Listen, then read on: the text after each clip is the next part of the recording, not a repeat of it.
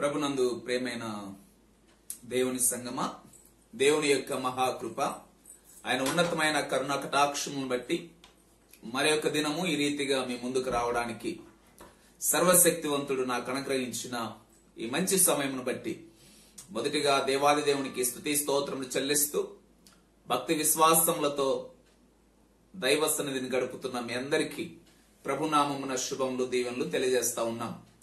ప్రియమైన దేవుని సంగమ, ఈ దినం ఈ పరిశుద్ధ ఆదివారం కొరకు సిఎస్ఐ సంఘం ద్వారా మనకు ఏర్పాటు చేయబడిన పరిశుద్ధ అంశము ఏమనగా theological education equipping the people of God. Equipping the people of God, దేవుని జనులను సిద్ధపరుచుట. వేదాంత ఆదివారము దేవుని జనులను సమయాత్తపరుచుట అనే అంశం గురించి ఈ దినం మనం ధ్యానం చేసుకోవడానికి సిద్ధపడతా ఉన్నాం. ఈ ధ్యానాంశం కొరకు ఏర్పాటు చేయబడిన లేఖన భాగములు ద్వితీయోపదేశ కాండము 6వ అధ్యాయం 1 నుంచి 17 వచనములు, ఎఫెసీయులకు రాసిన పత్రిక 4వ అధ్యాయం 7 నుంచి 16 వచనములు, ఉత్తర ప్రత్యుత్తర రీతిగా కీర్తన గ్రంథం 119వ కీర్తన 89 నుంచి 104 వచనములు, సువార్త పాఠ్యభాగంగా మత్తయి సువార్త 7వ అధ్యాయం 24 నుంచి 29 వచనములు. ఈ 4 లేఖన భాగముల నుంచి మనము ధ్యానం చేసుకోబోయే అంశం ఏమనగా దేవుని జనులను సమయాత్తపరుచుట. ఈ అంశ ధ్యానం కొరకు పరిశుద్ధాత్మ దేవుని నడిపింపు కొరకు తలలు వంచి ప్రార్థన చేసుకుందాం. మహాగణుడవైనటువంటి మా గొప్ప దేవ, మీ పరిపూర్ణమైన జ్ఞానమును, మీ రక్షణ ప్రణాళికను, మీ చిత్తమును, భవిష్యత్ జ్ఞానమును మేము అర్థం చేసుకునేలాగిన మీరు ఈ దినము మాతో మాట్లాడండి. వాక్యమై ఉన్నటువంటి మిమ్మల్ని నైనా ఒక క్రమమైన రీతిలో అర్థం చేసుకొని మా జీవితాలను మీ యొక్క చిత్తానుసారంగా సిద్ధపరచుకోవడానికి మాకు నేర్పించండి. పరిశుద్ధాత్మదేవ, మీరు మాతో మాట్లాడండి ప్రభువ. అల్పుడను అజ్ఞానినైన నన్ను మీ శిలువచాటున మరుగుపరచి మీ అభిషేకమునిచ్చి నా ద్వారా నీ ప్రియబిడలతో మాట్లాడమని యేసయ్య అతి శ్రేష్టమైన నామమున ప్రార్థించి వేడుకొనుచున్నాము తండ్రి, ఆమేన్. ప్రియమైన దేవుని సంగమా, దేవుని యొక్క మహాకృప, ఆయన ఉన్నతమైన కరుణా కటాక్షమును బట్టి ఈ పరిశుద్ధ సమయమున దైవ వాక్యమును, ఈ దినం మనకి ఇవ్వబడిన ధ్యానాంశమును మీతో కలిసి పంచుకోవడానికి సర్వశక్తివంతుడు నాకు ఇచ్చిన ఈ మంచి సమయంను బట్టి మొదటగా ఆయనకు స్తుతులు స్తోత్రం చెల్లిస్తున్నాను. ముఖ్యంగా ఈ వాక్యాన్ని మనం ఆలోచన చేయగలిగితే ఈ ఆదివారాన్ని సిఎస్ఐ సంఘము థియలాజికల్ సండే, వేదాంత ఆదివారము అని ప్రత్యేకించి వేదాంత విద్య, థియలాజికల్ ఎడ్యుకేషన్ అనేది సంఘమునకు, ముఖ్యంగా దేవుని ప్రజలకు, పీపుల్స్ ఆఫ్ గాడ్, దేవుని ప్రజలకు ఏ విధంగా ఉపయోగకరము, ఎందుకు వేదాంత విద్య అభ్యసించినటువంటి గురువుల ద్వారా లేక సేవకుల ద్వారా సంఘము నడిపింపబడాలి.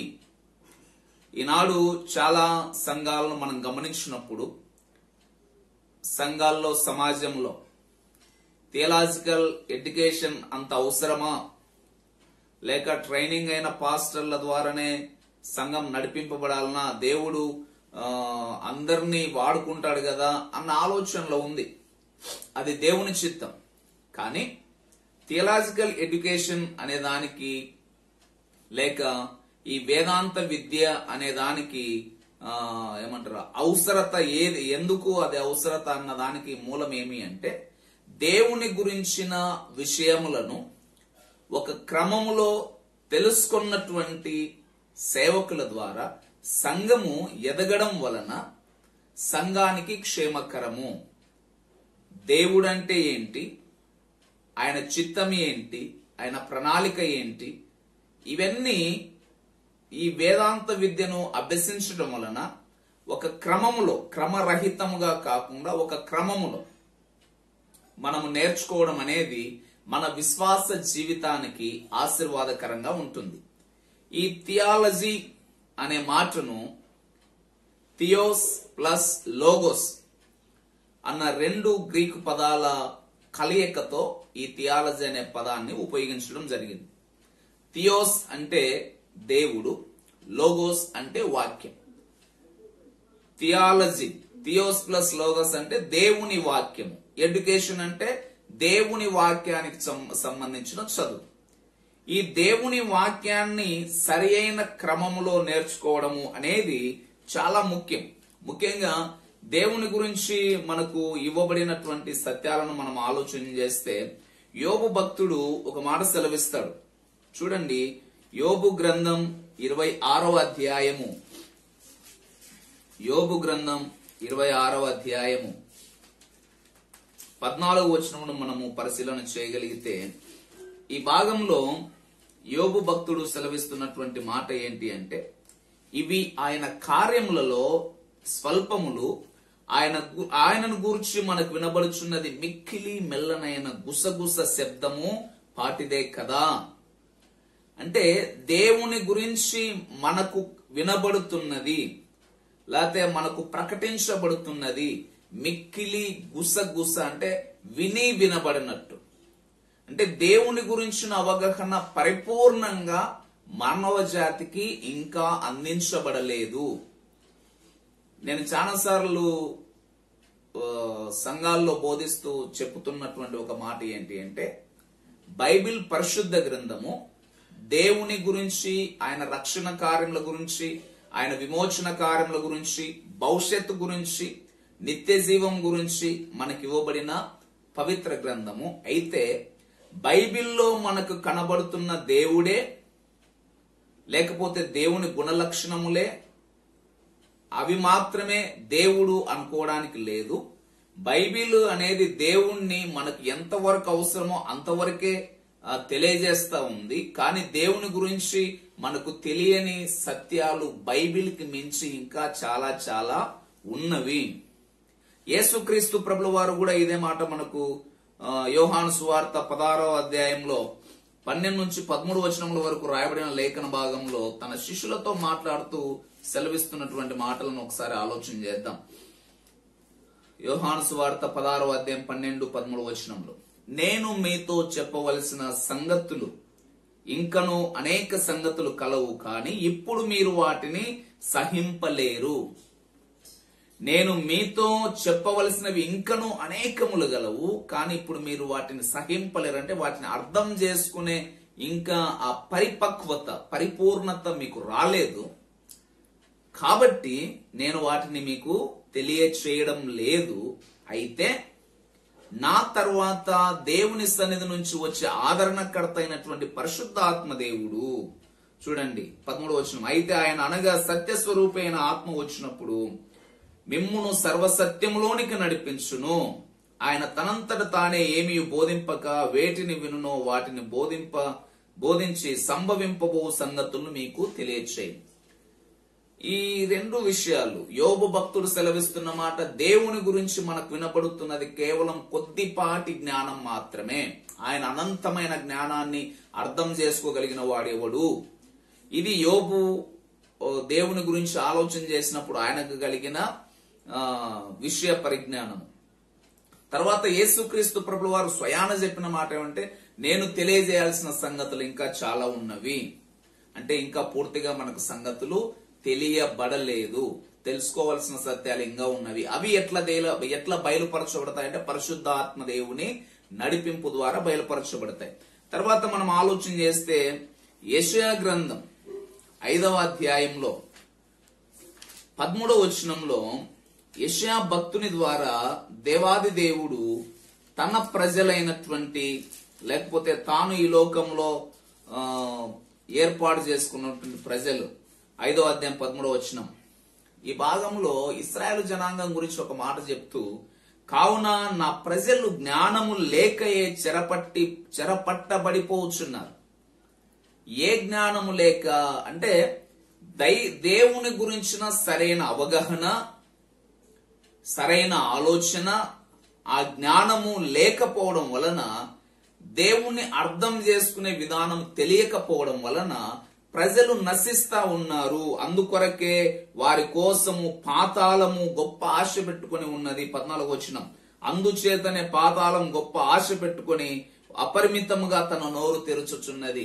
మనుషులకు దైవ జ్ఞానము లేదు కాబట్టి వారు చెడిపోతా ఉన్నారు, లోకాన్ని అనుసరిస్తా ఉన్నారు. 12వ వచనం చూడండి. వారు సితారా, స్వరమండల, తంబుర, సన్నాయిలను వాయించుచు ద్రాక్షారసం త్రాగుచు విందు చేయుచుందురు గాని యెహోవా పనిని యోచింపరు, ఆయన హస్తకృత్యములను లక్ష్య పెట్టరు. ఈనాడు జరుగుతున్న వాస్తవం అదే కదా. మనుషులు తమ సుఖాలను లేకపోతే తమ శారీరక క్రియలను నెరవేర్చుకోవడానికి, తమను తాము సంతోషపరచుకోవడానికి అనేక కార్యాలను, పార్టీలనండి లేకపోతే లోకరీతిగా ఎంజాయ్ చేయడానికి అన్ని రకాల క్రియలను వారు చేస్తా ఉన్నారు. గాని దేవుని కార్యాలను, దేవుని యొక్క పనిని మనుషులు అర్థం చేసుకోవడం లేదు.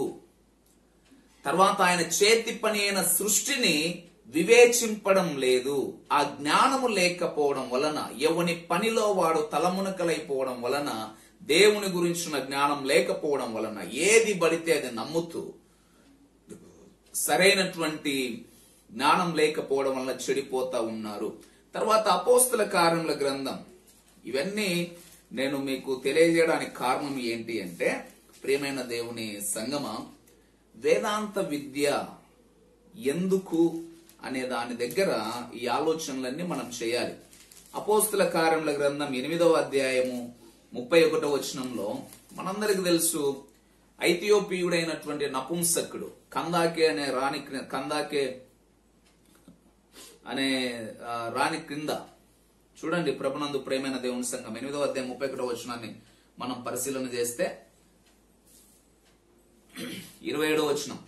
అప్పుడు ఐథియోపియుల రాణి అయిన కందాకే క్రింద మంత్రి అయి ఆమె యొక్క ధనాగారం అంతటి మీద అధిపతి అయిన, అంటే ఒక విధంగా మనం ఏం చెప్పుకోవచ్చు అంటే ఫైనాన్స్ మినిస్టర్, ఆర్థిక శాఖ మంత్రి.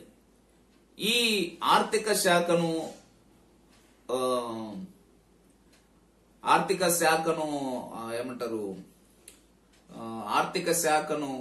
ఫైనాన్స్ మినిస్టర్ గా ఉన్నటువంటి, ఆర్థిక శాఖను నడిపిస్తున్నటువంటి ఈయన దైవ భయం కలిగిన వాడై యెరూషలేముకు దేవుణ్ణి ఆరాధించడానికి వెళ్లి వస్తా ఉన్నాడు. వెళ్లి వస్తున్నటువంటి ఆరాధించుటకు యెరూషలేమునకు వచ్చి ఉన్నాను. అతడు తిరిగి వెళ్ళొచ్చు తన రథం మీద కూర్చొని యెషయా గ్రంథం చదువుతా ఉన్నాడు. అతనికి చదువు వస్తుంది, అందుకే అంత చదువులేంటో ఫైనాన్షియల్ మినిస్టర్ పెట్టారు కదా. అతనికి చదువు వస్తుంది, ఆ చదువుతా ఉన్నాడు, యెషయా గ్రంథం చదువుతా ఉన్నాడు కానీ వాక్యం అర్థం కావడం లేదు.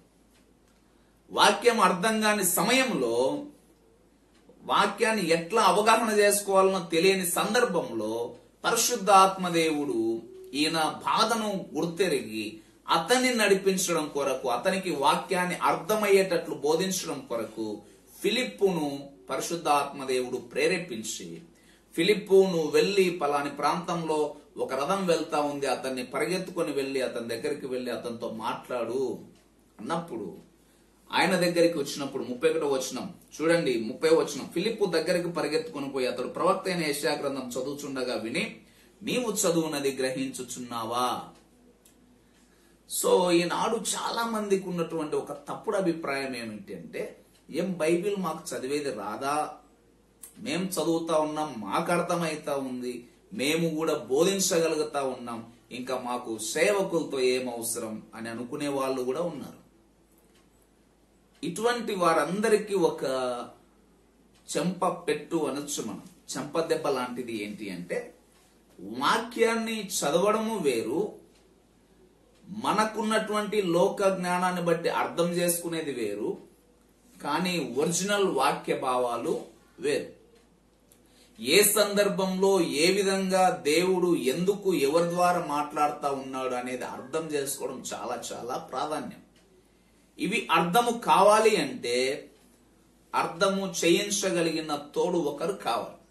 అందుకే 31వ వచనంలో ఏం చెప్తున్నాడు, ఎవడైనను నాకు త్రోవ చూపకుంటే ఎలాగు గ్రహింపగలనని ఆ ఫైనాన్స్ మినిస్టర్ అతనితో చెప్తా ఉన్నాడు. అంటే ఇక్కడ అర్థం ఏంటి అంటే, వేదాంత విద్య దైవ జనులకు ఎందుకు ఉపయోగకరము అంటే త్రోవ చూపించడానికి. ఏ త్రోవ? దేవుని గురించిన సరి అయిన త్రోవను చూపించడానికి వేదాంత విద్య అవసరం.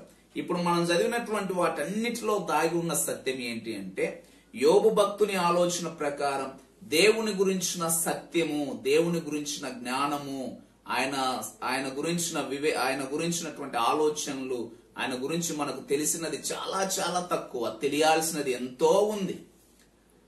నేను కూడా ఈ సమయంలో ఒక మాట చెప్తాను. ఒక ట్రైన్డ్ అయిన సేవకునిగా, వేదాంత విద్యను అభ్యసించిన ఒక సేవకునిగా నేనేం చెప్తానంటే, నాకున్న అవగాహన, దేవుని యొక్క శక్తి సామర్థ్యములను, ఆయన జ్ఞానమును, ఆయన కార్యాలను, సృష్టి కార్యాలను ఆలోచన చేసినప్పుడు దేవుని గురించి నాకు తెలిసినది కేవలం 0.00 అంటే ఇంకా ఏమీ తెలియదు. ఆయన గురించి తెలిసినది చాలా చాలా తక్కువ, తెలుసుకోవాల్సింది చాలా ఉంది. సో ప్రియమైన దేవుని సంగమా, అందుకే యేసుక్రీస్తు ప్రభుల వారు చెప్తున్న మాటలు కూడా మనం అర్థం చేసుకుంటే, నేను మీకు చెప్పవలసినవి చాలా సంగతులు ఉన్నవి గాని ఇప్పుడు మీరు వాటిని సహించలేరు. పరిశుద్ధాత్మ దేవుడు వచ్చినప్పుడు మీరు వాటిని మీకు ఆయన బోధించును. సో తర్వాత యెషయా ప్రవక్త చెప్తున్నాడు, జ్ఞానం లేకనే నా ప్రజలు చెరపట్టిబడబోతా ఉన్నారు. వీటన్నిటిని అర్థం చేసుకున్నప్పుడు వేదాంత విద్య యొక్క ప్రాధాన్యత మనకు అర్థమవుతుంది. ముఖ్యంగా పరిశుద్ధ గ్రంథం ద్వారా మనకివ్వబడినటువంటి ఆలోచనలు మనం చూడగలిగితే, దేవుని సృష్టి, తర్వాత పాపం, టెంప్టేషన్స్, సిన్, తర్వాత దాని ఫలితం మరణం, డెత్, తర్వాత ప్రభునందు ప్రేమైన దేవుని సంగమా, వీటన్నిటిని గురించిన ఆలోచనలతో పాటు మరణము రావడం వలన దేవుడు మనిషికి దూరమైనాడు, తర్వాత యేసయ్య ద్వారా దేవుడు జరగజేసిన రక్షణ కార్యాలు, విమోచన కార్యములు, యేసయ్య రిజరక్షన్, పునరుద్ధానము, తర్వాత యేసయ్య రెండవ రాకడ, తర్వాత జడ్జిమెంట్, తర్వాత తీర్పు దినం, తర్వాత నిత్య జీవమా, నిత్య నరకమా, ఇట్లాంటి వీటన్నిటి విషయాల గురించిన ఒక క్రమములో దేవుని సత్యాలు మనకు తెలియకపోతే మనము దెబ్బతినే అవకాశం ఉంది. ఏ బోధ పడితే ఆ బోధను నమ్మి మనం చెడిపోయే అవకాశం ఉంది. అందుకే యేసుక్రీస్తు ప్రభుల వారు మత్తయి సువార్త 7వ అధ్యాయము ఈ భాగంలో 24వ వచనంలో ఒక మాట చెప్తాడు. చూద్దాం. ప్రభునందు ప్రేమైన దేవుని సంగమా, మత్తయి సువార్త 7వ అధ్యాయం 24వ వచనం, కాబట్టి నా మాటలు విని వాటి చొప్పున చేయి ప్రతివాడును బండ మీద తన ఇల్లు కట్టుకుని బుద్ధిమంతుని పోలి ఉండెను. దేవుని మాటలు విని వాటి ప్రకారం జీవించు వానిని బండ మీద ఇల్లు కట్టుకుని వానితో పోల్చినాడు. ఎందుకు బండ మీద ఇల్లు కట్టుకున్న వానికి తేడా గురించి కూడా యేసుప్రభువులో వారు చెప్తా ఉన్నాడు. బండ మీద ఇల్లు కట్టుకున్న వాని మీదకి వరదలు వచ్చినా, తుఫాన్లు వచ్చినా, గాలివానలు వచ్చినా వాడు చెక్కు చెదరడు. బండ మీద కాకుండా ఇసుకలో ఇల్లు కట్టుకున్న వాడు ఏదొచ్చినా, వరద వచ్చినా, తుఫాన్ వచ్చినా, గాలివానలు వచ్చినా వాని గృహము కూలిపోతుంది. దీని అర్థం ఏంటి అంటే, నీకు సరి అయిన దైవ జ్ఞానము అందించబడకపోతే ఏ తప్పుడు బోధకైనా, ఏ వితర్కములకైనా, ఏ విధమైన అబద్ధ బోధలైనా నిన్ను ఈజీగా దేవుడి నుంచి దూరము చేయగలుగుతవి, నీ విశ్వాసాన్ని త్రుంచివేయగలుగుతవి. అందుకే మత్తయి సువార్త 24వ అధ్యాయం 24వ వచనంలో యేసుక్రీస్తు ప్రభుల వారు ఒక మాట సెలవిస్తారు. అంత్యదినాల గురించి, అంత్యదినాల్లో జరగబోయే విషయాల గురించి మాట్లాడుతూ యేసయ్య ఒక మాట సెలవిస్తారు. చూడండి 24వ వచనము, 24వ అధ్యాయం, అబద్ధపు క్రీస్తులను, అబద్ధపు ప్రవక్తలను, చూడండి బాగా వినాలి మాటలు, అబద్ధపు క్రీస్తులు, అబద్ధపు ప్రవక్తలను వచ్చి సాధ్యమైతే ఏర్పరచబడిన వారిని సైతం మోసపరచుటకై గొప్ప సూచక క్రియలను, మహత్కార్యములను కనబరచెదరు. అంటే మనం నమ్మేది ఎవరిని అంటే యేసయ్యను. ఎందుకు నమ్ముతా ఉన్నాం? ఆయన క్రీస్తు అని నమ్ముతా ఉన్నాం. క్రీస్తు అంటే మెస్సియా, అభిషిక్తుడు, మనల్ని విమోచించడానికి ప్రత్యేకంగా అభిషేకింపబడినటువంటి మెస్సియాగా, లోకాన్ని విడుదల కలగజేయడానికి వచ్చిన మెస్సియాగా, క్రీస్తుగా ఆయన చూస్తా ఉన్నాం. మళ్ళీ ఇక్కడ రాయబడిన మాట ఏంటంటే ఆయన పేరుతో అబద్ధపు క్రీస్తులు వస్తారు. యేసు ప్రభు కాదు నిజమైన క్రీస్తు విమోచకుడు, నేను నిజమైన విమోచకుడునని అనేక మంది వస్తారు. వాళ్ళలో బ్రహ్మం అనే ఆయన ఒక ఆయన తనను తానే నేనే నిజమైన మెస్సియన్ అని ఆయన ప్రకటించుకున్నారు. ఇంకా కొంతమంది పరిశుద్ధాత్మ దేవుని నేనే అని చెప్పుకునే వాళ్ళు కొంతమంది తయారైనారు. సో అబద్ధ బోధకులు, తర్వాత అబద్ధ ప్రవక్తలు. ఎవరు వీళ్ళంతా అంటే ఏర్పరచబడిన వారిని సైతం మోసం చేసేవాళ్ళు. ఏర్పరచబడిన వారు ఎట్లా మోసపోతారు, ఎట్లా సాధ్యము అంటే, నీవు దేవుని పిలుపునందుకొని పాపం నుంచి విడుదల పొందుకోవడానికి రక్షణ పొంది మారు మనసు పొంది బాప్తిస్మం తీసుకొని దేవుని సన్నిధిలో ఎదుగుతా ఉన్నావు, విశ్వాస జీవితాన్ని కొనసాగిస్తా ఉన్నావు. అయితే నీకు పునాది సరిగా లేదు. ఏం పునాది? ఏంటి దేవుడు, ఏంటి రక్షణ, ఏంటి పాపం, ఏంటి తీర్పు, ఎవరు యేసయ్య, తండ్రి ఎవరు, కుమారుడు ఎవరు, పరిశుద్ధాత్మ దేవుడు ఎవరు, ఈ విషయాల గురించిన సరైన అవగాహన లేకపోవడం వలన మనం ఈజీగా ఏ బోధకైనా మనము లొంగిపోయి పడిపోయి విశ్వాస భ్రష్టులమైపోయే పరిస్థితులు సంభవిస్తవి. వాటన్నిటి నుంచి నువ్వు విడుదల పొందుకోవాలి అంటే నీవు ఒక క్రమమైన బోధలు ఎదగాలి. అందుకే ఈ దినం మన ధ్యానాంశం కూడా ప్రభునందు ప్రేమైన దేవుని సంగమా, equipping the people of God, అంటే దేవుని ప్రజలను క్రమముగా సిద్ధపరచడం. ఎందుకు వేదాంత విద్య అంటే దేవుని ప్రజలను ఒక క్రమములో సిద్ధపరచాలి. దేనికి అంటే దేవుని గురించిన సత్యాల విషయములలో వారిని సిద్ధపరచాలి. దేవుని రక్షణ కార్యముల గురించిన అవగాహన విషయంలో సిద్ధపరచాలి. దేవుని కుమారుడైన యేసుక్రీస్తు యొక్క సారూప్యంలోనికి ఎదిగేటట్లు వారిని సిద్ధపరచాలి. దేని కొరకు నువ్వు ఈ లోకంలో జీవించాలనో, ఎవరి కొరకు జీవించాలనో దాని గురించిన సత్యంలోనికి దేవుని ప్రజలను క్రమముగా సిద్ధపరచాలి. ప్రభునందు ప్రేమైన దేవుని సంగమా, ఈనాడు చాలా మంది క్రైస్తవులు లోకపరమైన ఆశీర్వాదాలకు బానిసలైపోయి, లోకపరమైన అధికారాలకు బానిసలైపోయి చర్చిలను అధికారాలకు ఉపయోగించుకునే స్థితికి దిగజారిన సంఘాలున్నవి. నా ఘనత కొరకు నేను చర్చిని సెంటర్ గా చేసుకుంటాను అనుకునే స్వార్థపరులు తయారైపోయినారు. ఆర్థిక పరమైనటువంటి ఎదుగుదల కొరకు సంఘాన్ని వినియోగించుకొనుచున్న వారు ఉన్నారు. భ్రష్టమైన మనస్సులు కలిగిన వారై ఇష్టానుసారంగా దేవుని యొక్క కార్యములను అపవిత్రమైన వాటన్నిటికీ సిద్ధం చేసుకుంటూ వారి శారీరక క్రియలను వారు కొనసాగిస్తా ఉన్నారు. ఇటువంటి పరిస్థితులలో ఏది సత్యం, ఏది వాస్తవం, దేవుని నమ్మిన బిడ్డలు దేని కొరకు సిద్ధపడాలి? ఈ లోకంలో సుఖం కోసమా, పరలోకంలో సుఖం కోసమా? వీటన్నిటిని ఒక క్రమంలో మనకు అందించి దేవుని గురించిన జ్ఞానంలో ఎదిగేటట్లు చేసేదే దైవ జ్ఞాన విద్య, థియలాజికల్ ఎడ్యుకేషన్. కాబట్టి ఈ పరిశుద్ధ సమయమున పునాది లేకపోవడం వలన శోధన, లేకపోతే ఈ ఏమంటారు, ఈ వరదలు అవి వచ్చినప్పుడు ఏ రీతిగా అది నాశనం అవుతుందో, పడిపోతుందో, దేవుని గురించిన సరైన అవగాహన లేకపోతే నీవు కూడా విశ్వాస భ్రష్టత్వంలోనికి వెళ్తావు. అందుకే ఎఫెసీయులకు రాసిన పత్రిక 4వ అధ్యాయం 14వ వచనంలో అపోస్తలుడైన పౌలు ఎఫెసీ సంఘాన్ని ఇదే విషయమై హెచ్చరిస్తా ఉన్నాడు. 14వ వచనాన్ని మనం చదువుదాం, చూడండి. అందువలన మనం ఇక మీదట పసిపిల్లలమై ఉండి మనుష్యుల మాయోపాయముల చేత వంచనతోనూ తప్పు మార్గమునకు లాగు కుయుక్తితోనూ గాలికి కొట్టుకొని పోవునట్లు కల్పింపబడిన ప్రతి ఉపదేశమునకు ఇటు అటు కొట్టుకొని పోవచ్చు, అలల చేత ఎగరగొట్టబడిన వారమైనట్లుండక.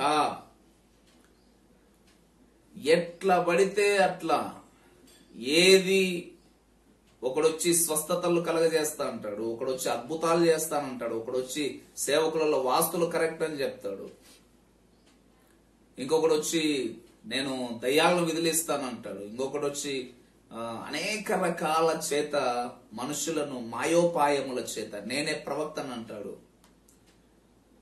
నేనే దేవుని చేత అభిషేకింపబడిన వాడిని అంటాడు, నా దగ్గరికి వచ్చే వాళ్ళ తప్ప ఎవడు పరలోకానికి పోడు అంటారు.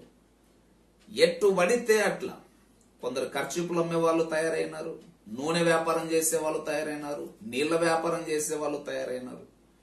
అంటే ఇవన్నీ దోచుకోవడానికి, మనుషుల బలహీనతలను క్యాష్ చేసుకోవడానికి చేసే ప్రయత్నాలు.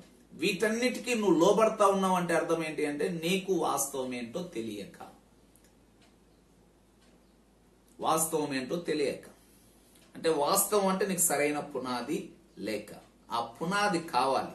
అందుకే ఎఫెసీయులకు రాసిన పత్రికలో 4వ అధ్యాయం 14వ వచనంలో పౌలు ద్వారా సెలవిస్తున్నమాట, పసిపిల్లలై ఉండకుడి, తెలియని వారి వలె ఉండకుడి, జ్ఞానము సంపాదించండి, మనుషుల మాయోపాయముల చేత, మాయతో కూడిన ఉపాయముల చేత, వంచనతోనూ తప్పు మార్గమునకు లాగు కుయుక్తితోనూ గాలికి కొట్టుకొని పోనట్లు కల్పింపబడిన ప్రతి ఉపదేశం. ఈనాడు ఎట్లా తయారైపోయినారంటే మనుషులు, ప్రభునందు ప్రేమైన దేవుని సంగమా, దేవుని వాక్యం సెలవిస్తా ఉంది. యేసుక్రీస్తు ప్రభుల వారు కూడా సెలవిచ్చేది అంటే మత్తయి సువార్త 15వ అధ్యాయం 6వ వచనం. మనుషుల విశ్వాసులం అనుకుంటూ ఎట్లా తయారైపోయినాడు, ఎట్లా తయారు చేసినాడు సైతాను మనుషులను అంటే చూడండి, 15వ అధ్యాయం మత్తయి సువార్త 6వ వచనం. మీరు మీ పారంపర్యాచారం నిమిత్తం, అంటే మీ కట్టుబాట్లు, దేవుని వాక్యంతో సంబంధం లేకుండా మనుషులు ఏర్పాటు చేసుకున్న కొన్ని పద్ధతులను బట్టి దేన్ని తృణీకరిస్తా ఉన్నారంట చూడండి. మీరు మీ పారంపర్యాచారం నిమిత్తము దేవుని వాక్యమును నిరర్ధకము చేయుచున్నారు. దేవుని వాక్యము నిరర్ధకము చేయుచున్నారు. వాక్యమే ఊరికి కావాల, మా పద్ధతులు ఇవి. ఎంత దుర్మార్గం! పేరుకు క్రైస్తవ సంఘం, క్రైస్తవ సంఘంలో క్రీస్తు వాక్యానికి చోటు ఇవ్వకుండా, దేవుని వాక్యం ఏది బోధిస్తుందో దానికి చోటు ఇవ్వకుండా మేము పెట్టుకున్న పద్ధతి ఇది, మా పద్ధతుల్లోకి నువ్వు రావాలి. కొన్నిసార్లు ఇంకా దారుణమైనటువంటి ఏంటంటే సేవకులు సైతం మేము చెప్పినట్టు నువ్వు వినాలి, సేవకులను సైతం మా పద్ధతుల్లో నువ్వు నడవాలి, లేకపోతే నువ్వు మాకొద్దు.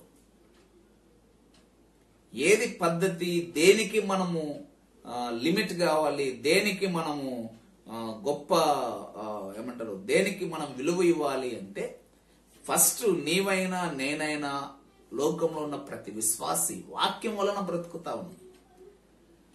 ఆ వాక్యాన్ని పక్కకు తీసేసి నేను పెట్టుకున్న పద్ధతులు, మా ఆలోచనలు, మా క్రమము అంటే నీవు దేవుని క్రమానికి ఎప్పుడో దూరం అయిపోయినావు. దేవునికి క్రమానికి, దేవుని పద్ధతులకు దూరం అయిపోయిన నీలో ఉజ్జీవం ఏముంటుంది, నీలో పరిశుద్ధత ఏముంటుంది? లోకరీతి తప్ప. అందుకే ఈనాడు చాలా సంఘాల్లో ప్రజలు విశ్వాసంతో దేవుణ్ణి ఆరాధించడానికి ఆదివారం వస్తా ఉన్నారు, అనుదినం వస్తా ఉన్నారు. కానీ ద్వేషాలు ఉన్నాయి, శత్రుత్వం ఉంది, సరిపోనితనం ఉంది, అధికారం కోసం కొట్లాడుకునే పరిస్థితులు ఉన్నాయి, నీది నాది అని గర్వించే పరిస్థితులు ఉన్నాయి. ఇవన్నీ దేవునికి వ్యతిరేకమైన క్రియలు. అందుకే ప్రభునందు ప్రేమైన దేవుని సంఘమా, వేదాంత విద్య వలన సంఘము ఒక క్రమములో ఎదగాలి, సిద్ధపడాలి. ఏ ఏ విషయాల్లో సిద్ధపడాలి అనే దానికి పౌలు ఒక మాట చెప్తా ఉన్నాడు చూడండి. ఎఫెసీయులకు రాసిన పత్రిక 4వ అధ్యాయము 11-12 వచనాలు మనం గమనిస్తే ఏ ఏ విషయాల్లో సంఘం ఎదగాలి, ఏ స్థాయికి సంఘం ఎదగాలి, ఏ విధంగా సంఘం క్రమపరచబడాలి అనే దానికి ఇక్కడ చూడండి 11. మనమందరము విశ్వాస విషయములో ఏంటి విశ్వాసము? నమ్మడమే విశ్వాసం. ఏం నమ్మాలి? యేసు ప్రభువును దేవుని కుమారుడని ఒప్పుకోవాలి, ఆయన వలన పాపములకు విడుదల కలిగిందని ఒప్పుకోవాలి. యేసు ప్రభువును నమ్ముకుంటే స్వస్థతలు వస్తాయని కాదు గాని, ఉద్యోగం వస్తుందని కాదు గాని, నువ్వు వెంటనే ఈ స్థాయి నుంచి అంత పైకి వెళ్ళిపోతావు అనేది కాదు గాని, ఆయన దేవుని కుమారుడు. యేసయ్య దేవుని కుమారుడని ఎవడైతే ఒప్పుకుంటాడో వానికే రక్షణ, వాడే నిత్య జీవం. ఆయన ద్వారా విమోచన కలిగిందని నువ్వు నమ్మాలి.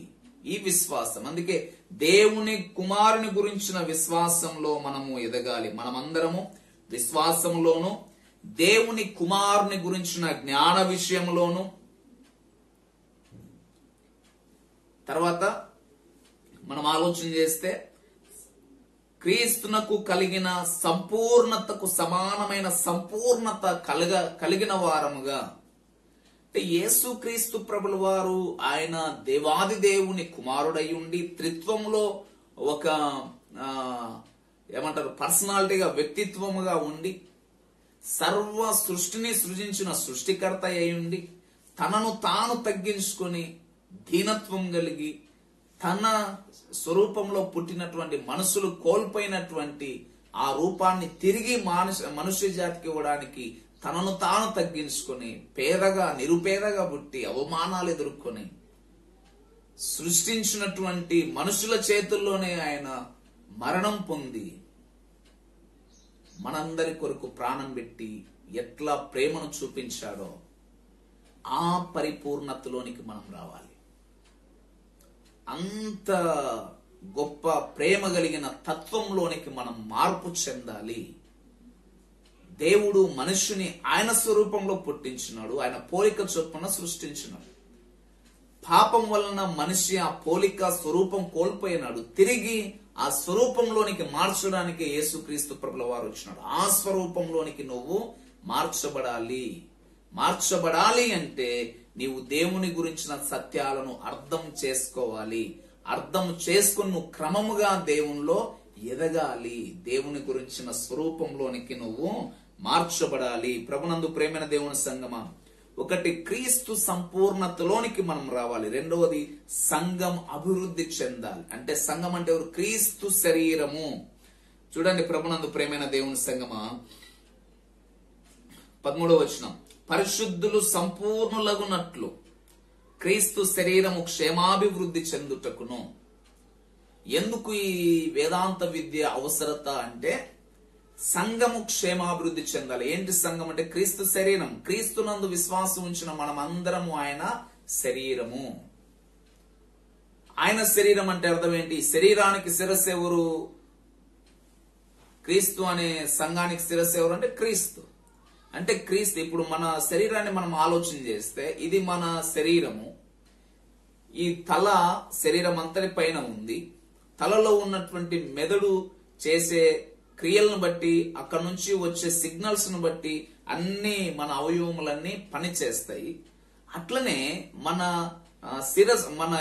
మన శరీరానికి శిరస్సుగా ఉన్నటువంటి, సంఘానికి శిరస్సుగా ఉన్నటువంటి యేసయ్య ఆలోచనల ప్రకారం మనం నడవాలి అంటే ఆయన ఆలోచనలు మనకు అర్థము కావాలి. అందుకే ఇక్కడ మనం అర్థం చేసుకోవాల్సింది, ఎందుకు ఈ వేదాంత విద్య అనేది మనం ఆలోచన చేస్తే, ఒకటి క్రీస్తు సంపూర్ణతలోనికి, క్రీస్తుకు కలిగిన ఆ ప్రేమ గుణంలోనికి, త్యాగ గుణంలోనికి, సమర్పణ గుణంలోనికి మనం మార్చబడాలి. రెండవది క్రీస్తు శరీరముగా ఆయన పనులు చేయడానికి అభివృద్ధి మనం చెందాలి. మూడవదిగా పరిచర్య ధర్మము జరగాలి. ఏంటి పరిచర్య ధర్మము అంటే? దేవుని గురించిన సత్యమును తెలియని వారికి అనేకులకు విస్తరించబడాలి.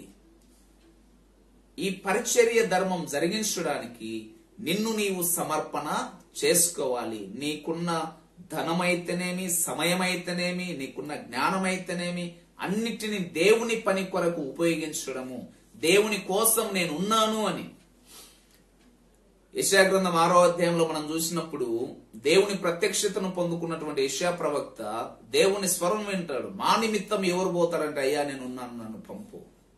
అన్నిటినీ వదులుకొని ఈ లోకపరమైన శరీర క్రియలు, ఈనాడు ప్రభునందు ప్రేమైన దేవుని సంగమా,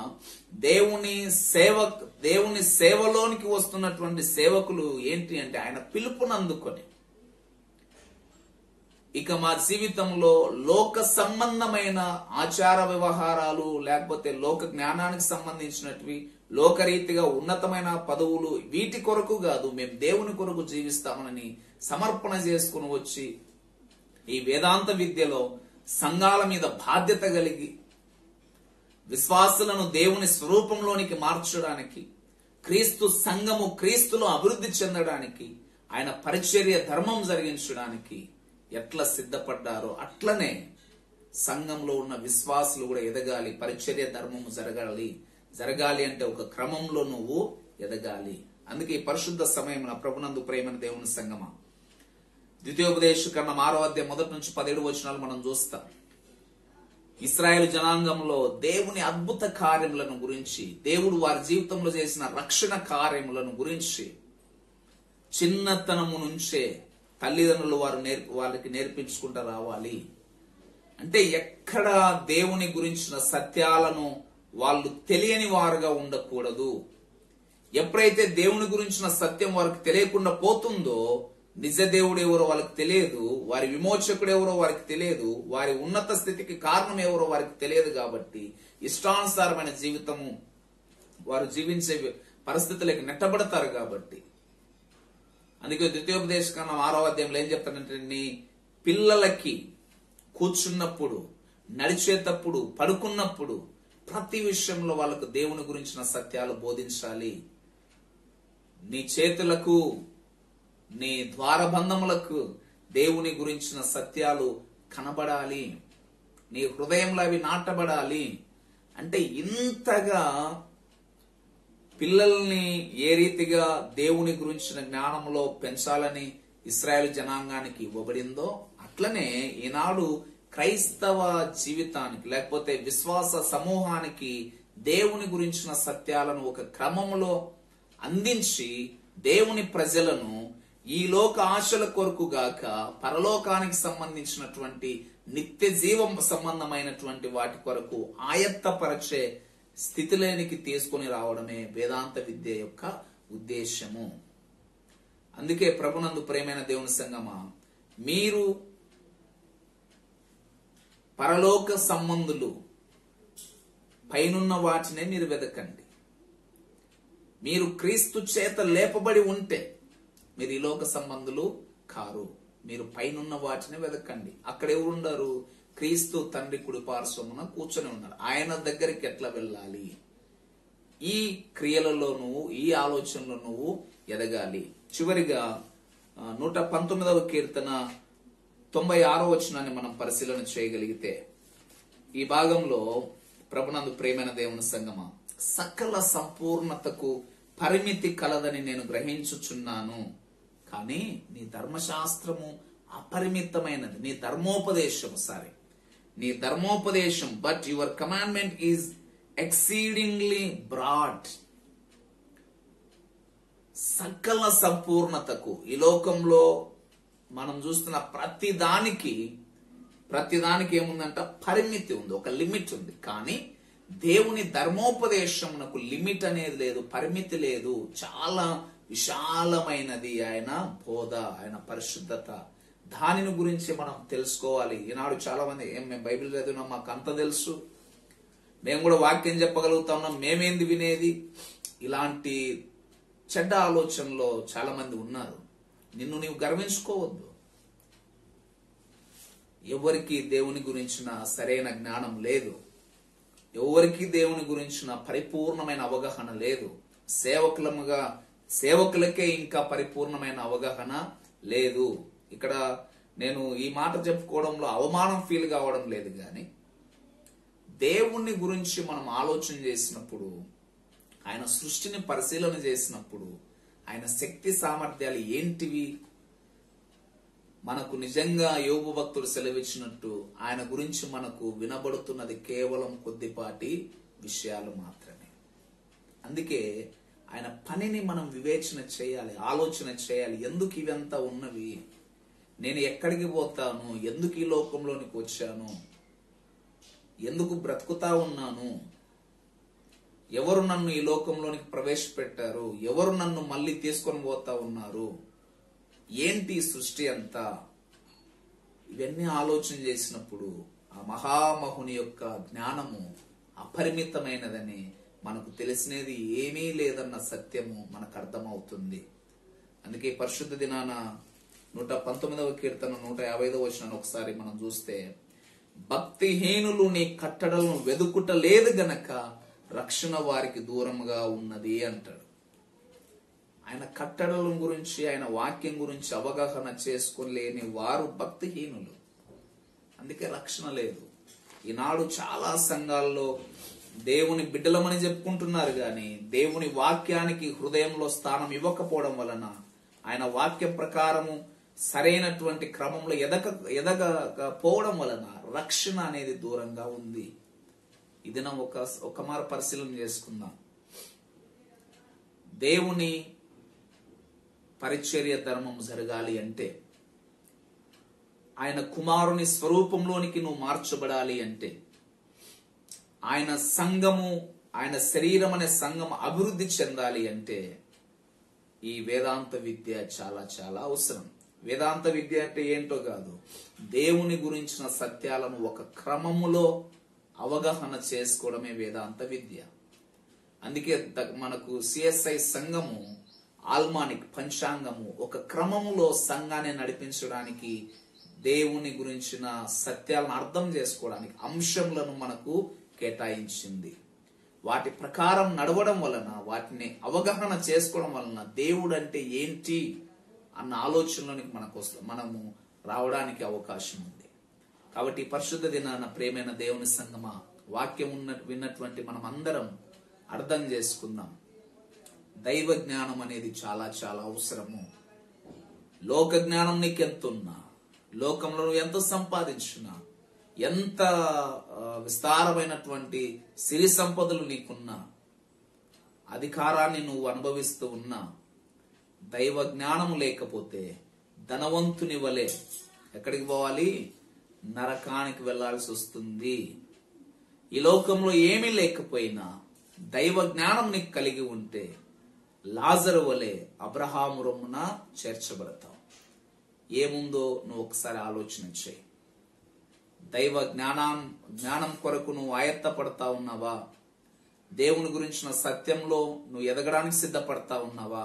లేక ఈ లోకపరమైన విషయాల్లో ఎదగడానికి దేవుని యొక్క నడిపింపు కావాలని ఆశపడతా ఉన్నావా? ఆలోచన చేయి.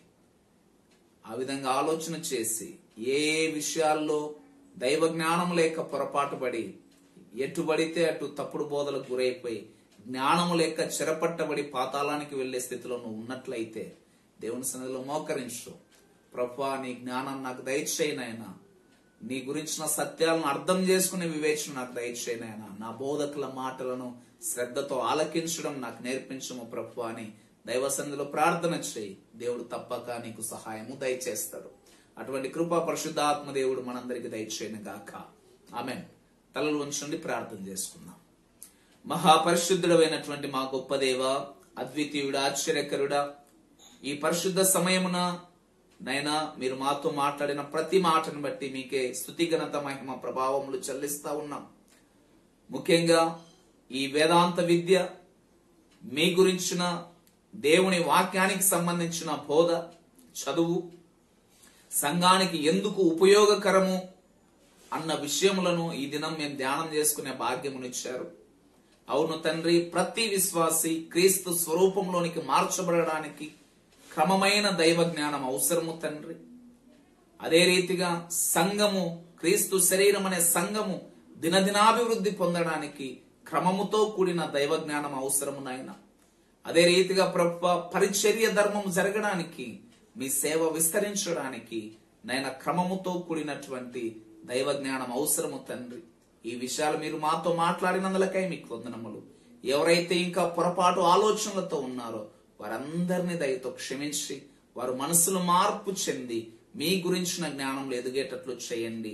యెషయా ప్రవక్త ద్వారా మీరు బాధపడినట్లు నా ప్రజలు జ్ఞానము లేక చెరపట్టబడిపోతున్నారన్న వాక్యం ప్రకారము, అవును తండ్రి నైనా మనుషులు పారంపర్య చర్యల కొరకు, నైనా వారు ఏర్పాటు చేసుకున్న కట్టడల క్రమముల కొరకు దేవుని వాక్యాన్ని నిరర్ధకం చేస్తున్నారని మీరు బాధపడినట్లు నైనా మేము ఉండకుండా, నైనా ఏర్పరచబడిన వారిని సైతం మోసపుచ్చడానికి వచ్చే నైనా దొంగ బోధకులను, ప్రవక్తలను, అబద్ధ క్రీస్తులను ఎదుర్కొనే విశ్వాస శక్తివంతులమవునట్లుగా మాకు ప్రేరణ దయచేసి మీరు మీ గురించిన జ్ఞానాన్ని మాకు అందించమని, పరిశుద్ధాత్మదేవ మాకు తెలియని సత్యములను మాకు బోధించి సర్వ సత్యంలోనికి మమ్మల్ని నడిపింపచేయమని మమ్మల్ని అందరినీ మీ పాదముల చెంత సమర్పణ చేస్తూ యేసు శక్తి కలిగిన నామం అడిగి వేడుకొనుచున్నాము తండ్రి, ఆమేన్. మన ప్రభువైన యేసుక్రీస్తు కృపయు, తండ్రి అయిన దేవుని ప్రేమయు, పరిశుద్ధాత్మ దేవుని యొక్క నిత్య సహవాసం, కాపుదల, భద్రత సకల పరిశుద్ధులకు ఇప్పుడు ఎల్లప్పుడూ సదాకాలము తోడు నీడై ఉండును గాక. ఆమేన్. God bless you. దేవుడు మీకు తోడై ఉండును గాక. ఆమేన్.